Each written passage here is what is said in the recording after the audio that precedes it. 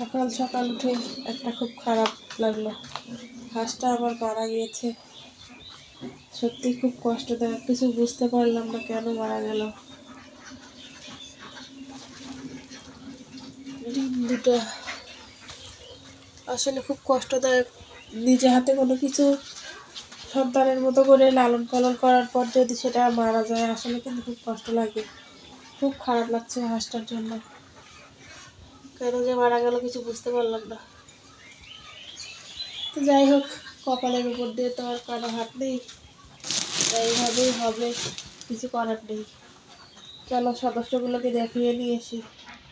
আর হচ্ছে এই আমার বাকি সদস্যরা,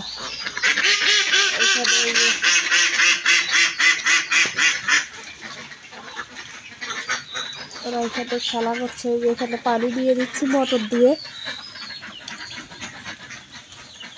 এই মোটরের পানিতে এই ছোট্ট পুকুরটা ভরবে।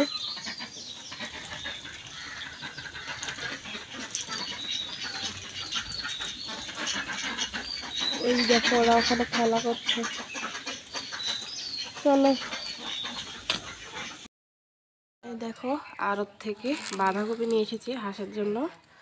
একবারে আমি 10 কেজির মতো বাঁধাকপি কিনেছি। তো বাঁধাকপি কিন্তু হাঁস খুব সুন্দর খায়।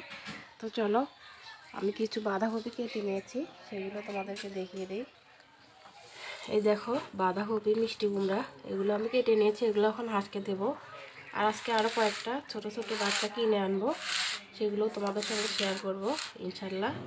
তো চলো এগুলো হাঁসদেরকে দেওয়া যাক।